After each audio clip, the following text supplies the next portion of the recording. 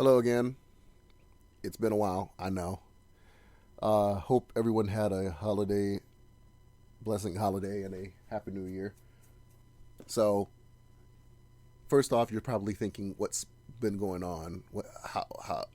You know, it's been a while, Yoku. You haven't put out a lot of episodes in quite some time, and and I apologize for that. But I wanted to take this moment right now because it's 12 a.m. in the morning, and I've unfortunately had much time to sleep within the day, so I'm mostly awake now, fully awake this night. All my roommates are asleep, and I'm the only one awake as of right now, so I'm hopefully going to try to keep myself composure and actively as mediocre as I can be right now. But I feel like now that I have this podcast, I feel that it's only right that I use it not only as a mean to talk about things that I like to talk about, in the sense of uh, the geek related materials, everything that I love in the world of my nerd credentials, but I feel like I should also use this as an outlet to express my things on many things that I can't express in my blog, that I used to do a long time ago. But for those out there who've been following me since 2009, a lot of you guys might remember at one point I used to vlog a lot, or blog a lot on my blogging page, rhthenightmareofficial.blogspot.com. As of right now, I believe the blog is shut down. I shut it down around 2012, 2013, because a lot of times people misconstrued a lot of it. But the reason why I started blogging was because one of my favorite artists, who's also a good friend of mine, a lot of you guys remember during my music days, or for those who have not remembered, before I started doing photography, at one point during my music days, one of my favorite artists, a rapper named Charles Hamilton, blogged a lot. He used to write on his blog. He still does to this day, his expressions of things. Whether it's music or just random things he would like to express about. And it got me to wanting to blog a lot about emotions at times. And many times I've blogged a lot, deeper things, not just about music, not just about art, but just my emotions. But I realized that at some point, because of my autism, the words that I used when it came to writing them down made it harder for me to express to people what it was I was trying to say. And it wasn't until I spoke those words to people that they realized, oh, that's what you mean. And it's true, there are some moments that I've said things the opposite, and it turns out that writing them out made sense in that sense. But sometimes it's more of the other it's the latter. Whenever I try to write something or type it out or text it, on some cases it comes out completely wrong, and then some people unfortunately feel it's in terms of negativity, and I don't want to be that person to have that expressed in the sense of it. So that's what made me decide to do the podcast.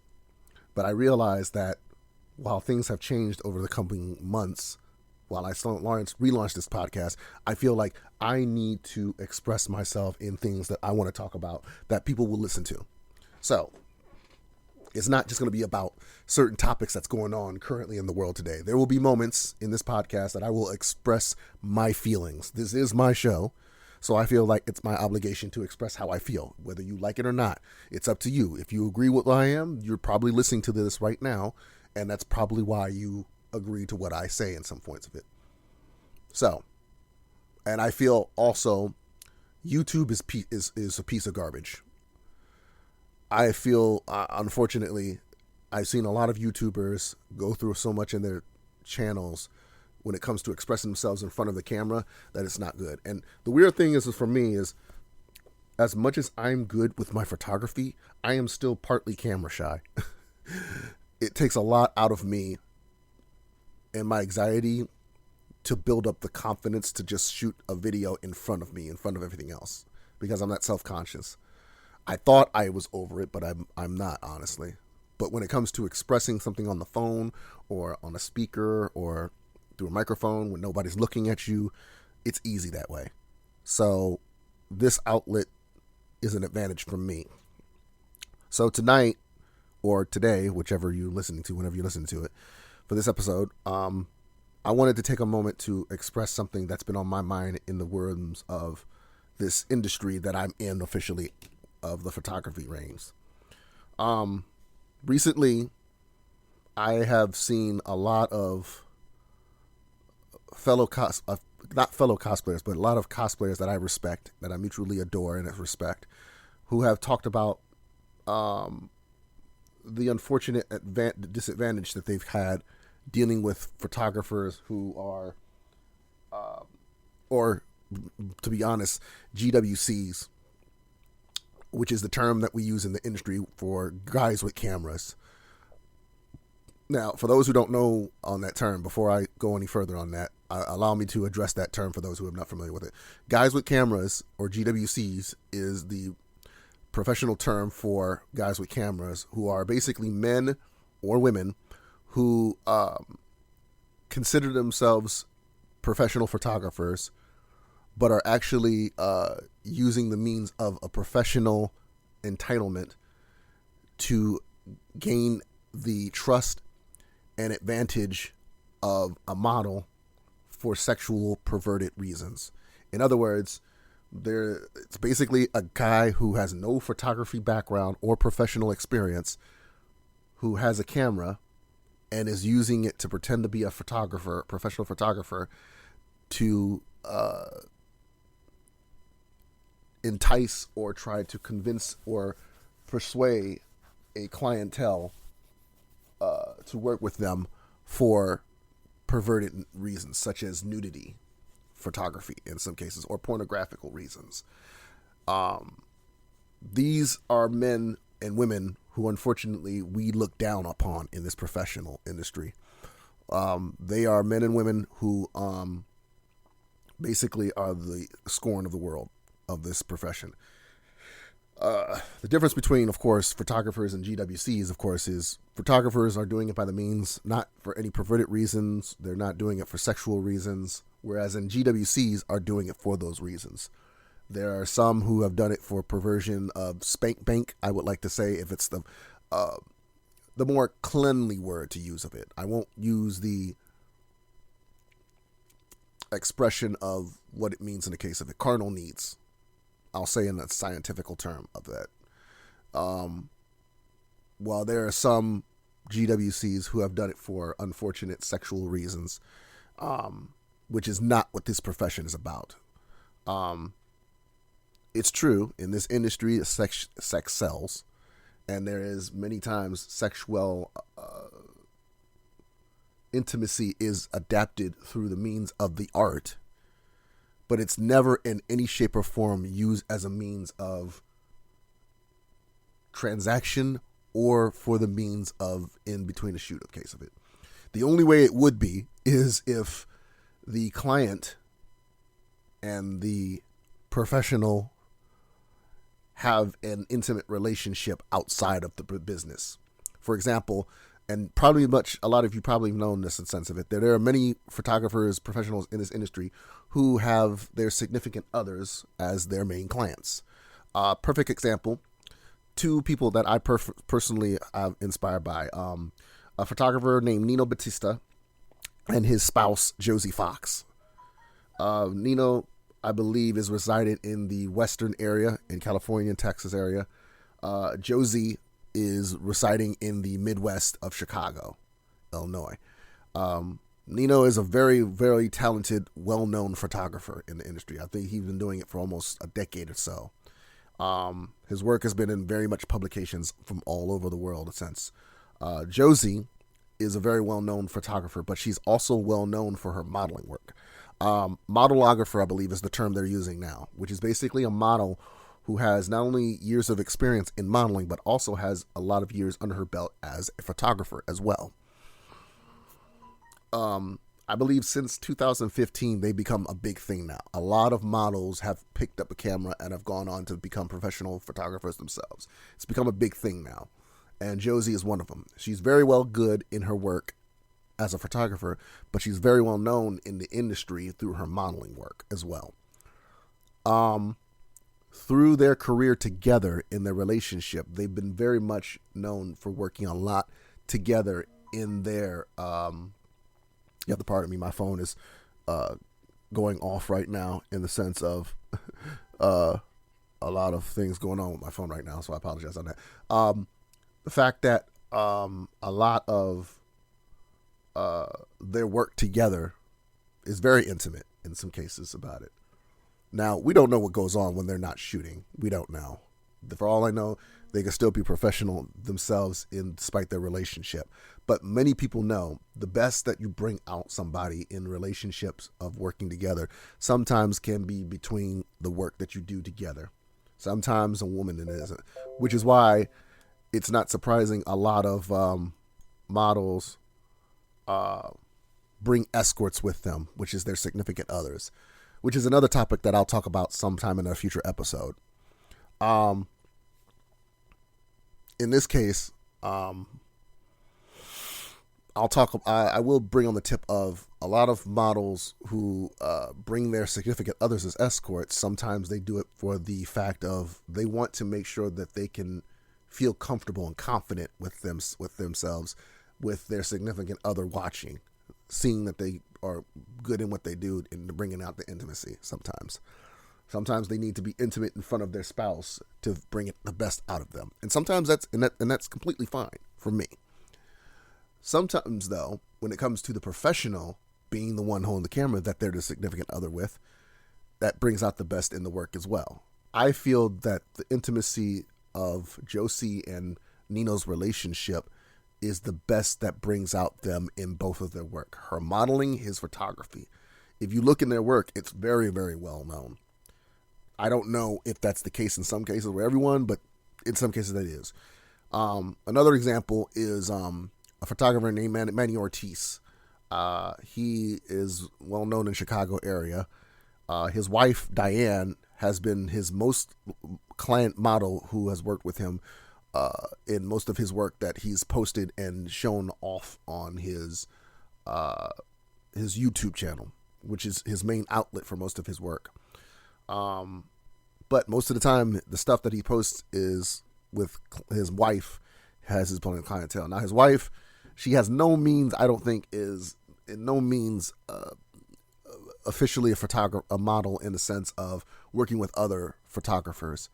In this case of it, when it comes to him shooting with her, that's mostly what it is. It's mostly the case of she exclusively shoots for me.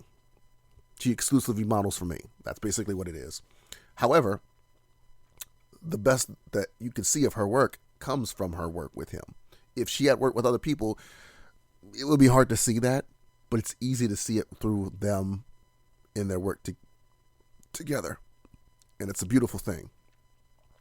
It's also one of the things that I hope to accomplish myself in the future as a photographer.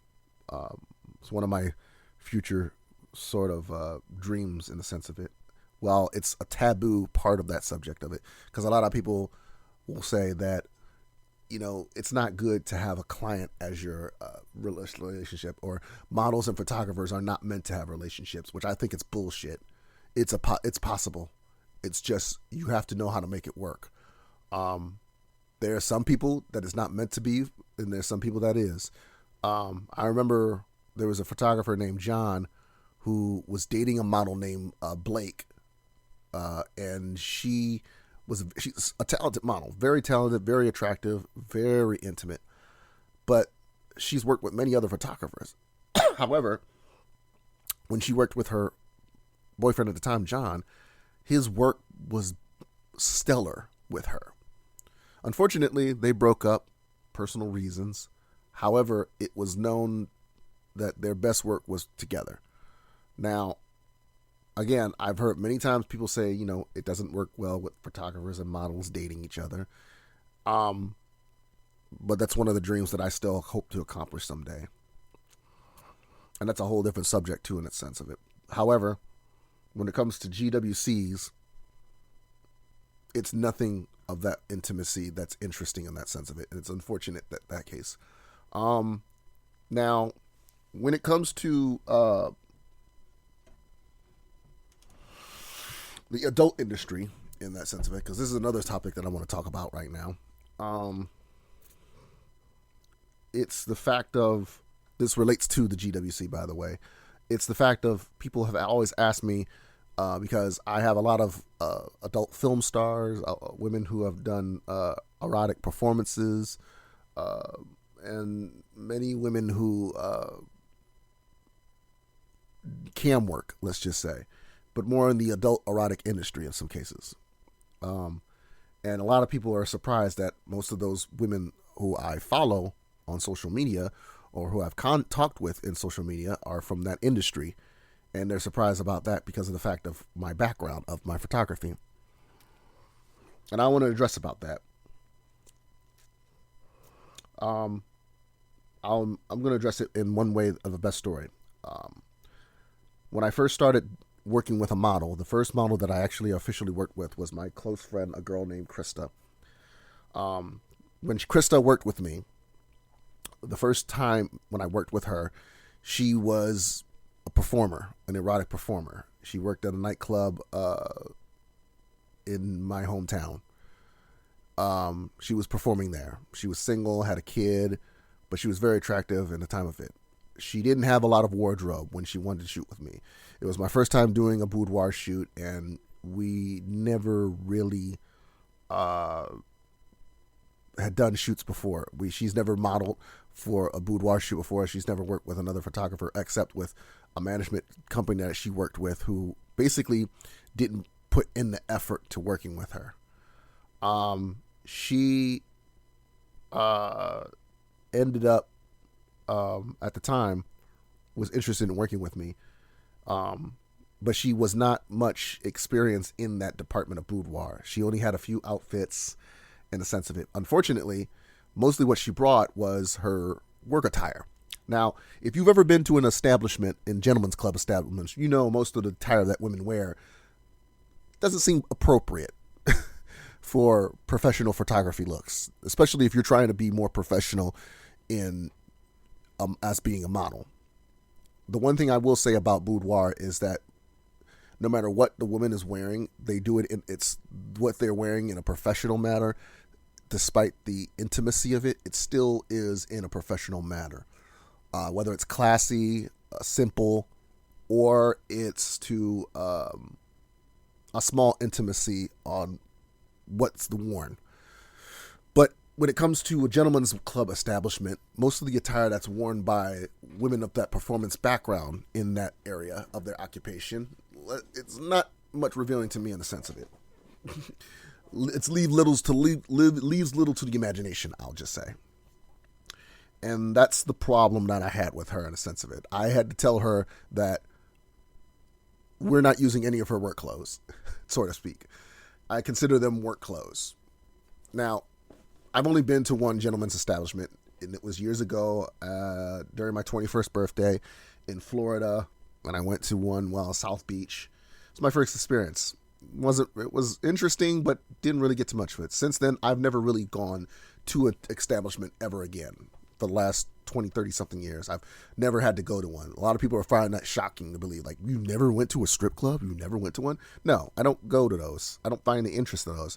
I look at those no different than walking into a Mickey D's and a woman is wearing a regular uniform serving burgers. No different than that. The only difference is the uniforms are a little bit less revealing, and they're trying to look more intimate for the customers. That's basically all it is. At the end of the day, when they're not doing that performance work, they're putting on sweats and clothes and normal clothes like anybody else, heading home, probably taking a nice bath, cleaning off themselves with the sweat and dirt that they had to deal with at their job, and trying to just have a normal life. That's how I look at it. There are many women who work in those establishments who, thanks to social media in some cases, promote themselves in a way that it seems they're enjoying themselves. But it's all for the consumer. I have many women friends. I won't lie. There's many times that I've even given, compliments to those women who are in those cases. But again, it's all for the business sense of it.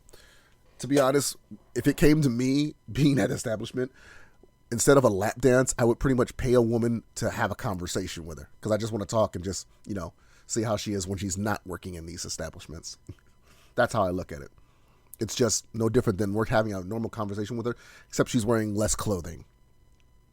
Because I don't find the intimacy in that sense of it real interest. Because at the end of the day, once you're done with that intimacy, when she's done with that intimacy, you're not going home with her. You're not going to have an intimate, private time with her in that sense of it. You're not going to have your carnal needs favored afterwards when it comes to her doing her job. By the end of the day, you go home and she goes home separately. The only way that happens is if some weird random chance it comes to the point that she is working and one of her clienteles is her significant other. That's the only other way that happens usually. But I don't want to go too much into that profession. The point I'm making is when it comes to women in that profession, I don't want that woman to feel like they're working at their job when they come to shoot with me. That's been the one thing I've always managed to do. And it's whether they're working in gentlemen's clubs or they're working in the adult film industry or their cam work, it's the same thing. They're putting on a performance for the consumer to get compensation because that's all they're doing it for is the money. They enjoy it at times. They won't, I won't lie. They will say many times, sometimes there are moments they do enjoy what they do. But at the end of the day, it's for the consumer and for their compensation. They're doing it for the money. That's what you have to look at it as. And I've always looked at it in a professional standpoint like that when it comes to women in that industry. So my only thing is I want to show that woman more respect outside of that profession by having them work with me in my profession in a more classy, dignified way. And it's also because of the fact that I want them to know I don't look at your background of your profession when it comes to working with me. Because if I wanted to work with you in that way of a sense of it, I could have just brought my camera to your job. And I don't want to do that. You're in my area. You're in my profession, in my environment. And in my environment, you're treated no different than a regular, true professional model of years of experience who only does modeling. No different than that. So if a porn star came to me wanting to shoot with me some regular fashion stuff, let's just say Riley Reid, for example. Riley Reid's a very known adult film actress. Years of experience, who she's done at work. I remember she worked with one of my favorite photographers, Van Styles, a.k.a. Steven Vanesco. Very well-known photographer. He started out doing skateboard street photography, has worked his way up now in the industry. He worked with Riley, I believe, a few years ago. Now, the early work that he did with Riley, you could tell the work that he did with her was more to her liking. A lot of nudity, a lot of intimacy in the photos, I believe. However, later down the line, I believe he ended up working with her outside of that. And most of the stuff that he's done with her is more dignified. Now, I won't lie, unlike me, there are moments where he's done a couple of shots with her where she has shown nudity in the case of it, which is fine. My thing is I don't find nudity interesting for me in any sense of it. And a lot of people find that bizarre because I just see it laying there. When you're trying to be intimate with somebody and you just sit there and, like, for example, if I had a girl, I came home, she came and I looked in the bedroom and I just see her laying out on the bed, sprawled out, and she's completely naked, that's not going to do anything for me. It's not intimate for me. However, if I came home in that same scenario and I see her laying on the side of the bed wearing very nice negligee and lingerie, posing in a way that she's intimate with me, looking at me straight in the eyes, that's going to do something for me. That's what I like to project in my photos. The same thing within that intimacy. Showing a woman's nips and lips, as I like to say in a funny term of it, is not going to do anything intimate for me. They're there. Yeah, they're going to see them even after you have a woman's clothes taken off when you're trying to be intimate with her. But when you start out on that sense of it, you want the woman to feel that way about themselves. And a woman, sometimes when it comes to a woman putting in the work, trying to make themselves look attractive with the wardrobe, in that sense of it, such as lingerie, they're putting in that work with the makeup, the hair, and all that. You want to make appreciation for that and that intimacy in that sense before it gets to the more carnal needs of sense. And I want to bring that out in the photography. Anybody who's seen any person's, the case of it. So back to my example. If Riley Reid worked with me, the first thing I would tell her is I would not have her shoot anything naked. Your nips are not going to be shown. Your lips are not going to be shown. And while any porn star will tell you, any film actress will tell you, they have no problem being naked. I learned that from Kevin Smith's Zack and Miri documentary. When you hire porn stars, they have no problem being naked. Whereas when you had actresses, they're a little bit more dignified because of their professional background and such, which is understandable. Porn stars don't have a problem being naked.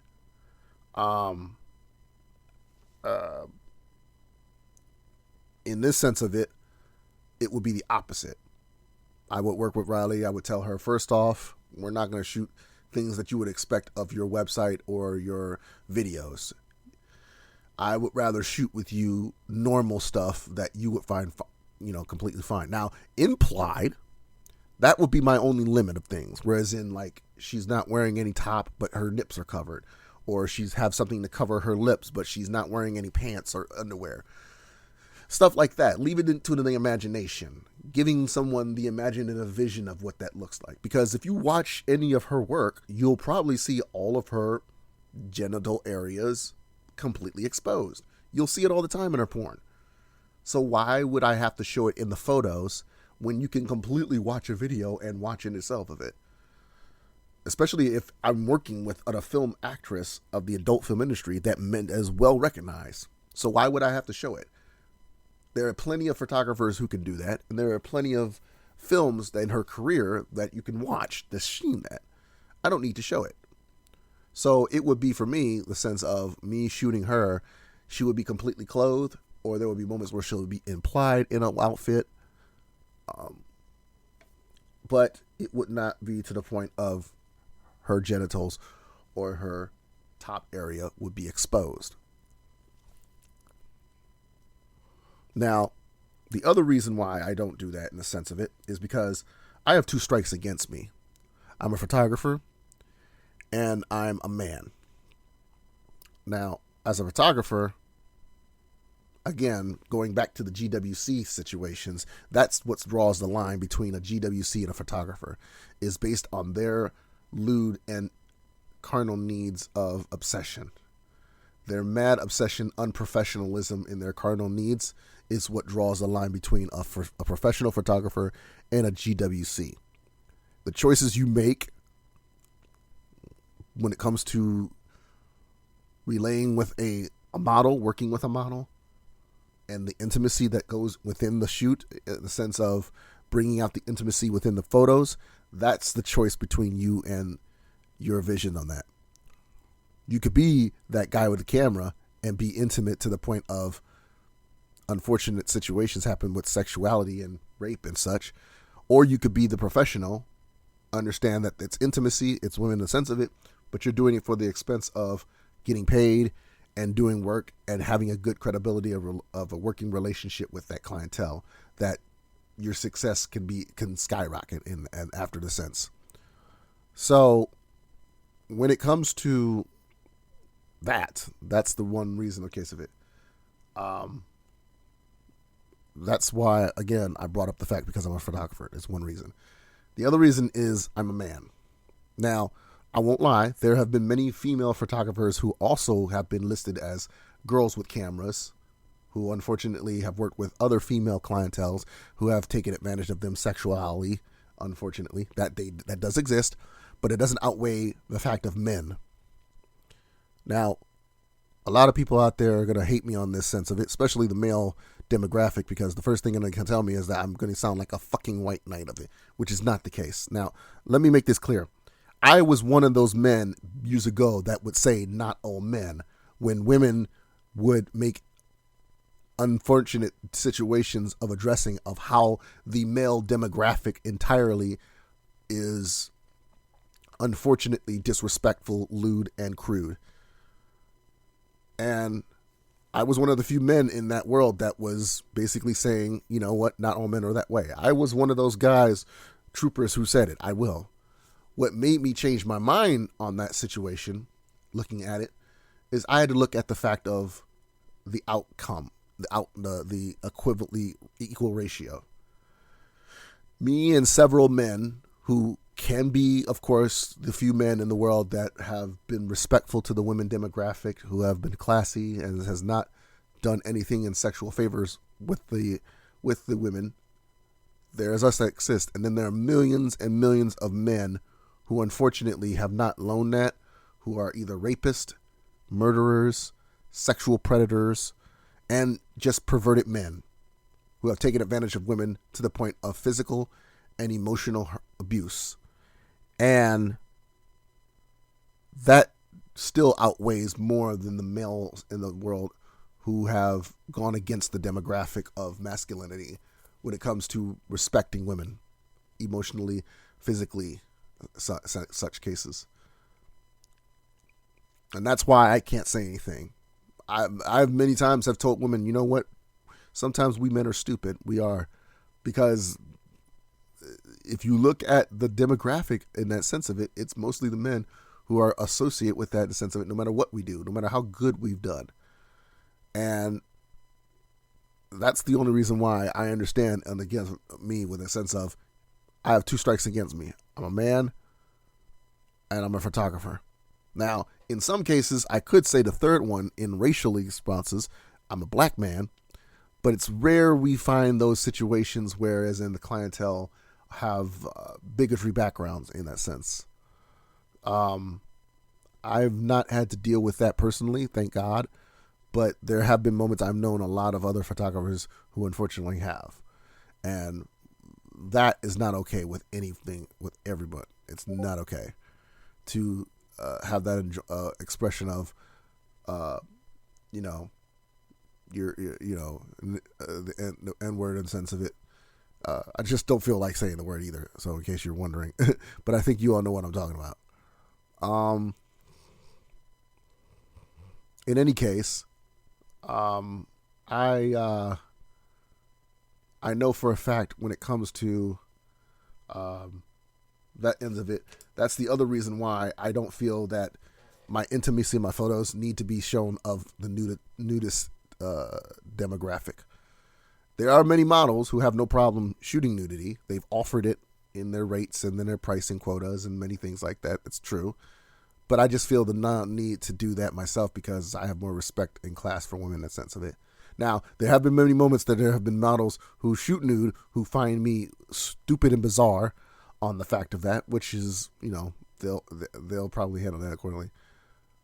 I'm one of those few men that doesn't. I'm sorry. I'm a church-giving person. I don't find those heels interesting at all. I don't find, you being naked interested in me like that. I don't.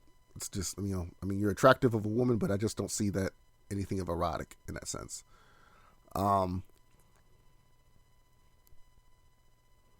So when it comes to that sense of those reasons, that it's come to this point of why I have two strikes against me as a photographer is those two reasons. It's literally, like night and day. Trying to respect the model, have more respect for the model, not in it for the intimacy and carnal personal needs, and trying to be strictly professional. In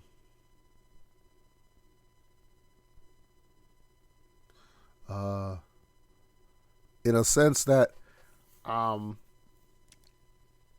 it comes to, like I said, working with women in the adult film industry and such like that, like I said, I put them in the same equality as a normal model who is signed with a modeling agency in the sense of it. I don't want them to feel that they're either superior or they're less equivalent to those models in the sense of it. So, if you ever see any of my work and you see a porn star at the same time that I shot with a normal model, they'll look no different. You won't know unless you know the model themselves. Why? Because they're going to shoot the same stuff that I would shoot with any other models.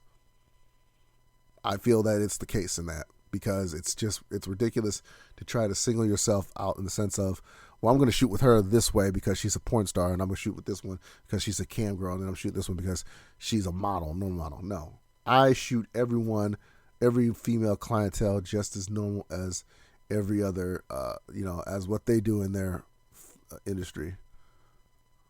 So yeah, with that being stated, that's what I wanted to address with today, is the fact of, I want people to understand that just because I am friends and a clientele that I work with are from the film industry, adult film industry, or the adult camming industry, does not take me away of the fact that they're still going to shoot nothing as different as anyone else that I've shot with in this industry. Any other normal model, any other sneaker, any other woman who's in the film industry, any woman who's in the entertainment performance industry, any other woman who is in the adult film industry. In fact, this year, the only model that I've shot with so far is a model named Morgan Elise, who you can follow on Twitter under that name. And I shot with her, and she is an adult performer. She works in a nightclub outside of Fort Hot, Toledo. However, everything we shoot is no different than any other basic photography shoot that I have done with any other models. And that tells you right there, ladies and gentlemen, a perfect example. While she works at a job that most likely her entire body will be nude by the end of her performance, it's mostly the shots that I've done with her that are not that way that basically tells you that I take this very seriously in my professional work, which is also why, again, nothing of intimacy from me has ever come to my work in that sense of it with models and photographers as well. So, I think that's pretty much going to be it for today. Thank you guys for listening in this situation. If you have any questions, or if you want me to answer any questions about the photography industry or anything like that, let me know on my social media, at Yoku Masaki for both Twitter and Instagram. Let me know also on Facebook, Yoku Masaki, who is Yoku Masaki. And I think that's pretty much it. And I will catch you guys in the next episode. And until then, later days.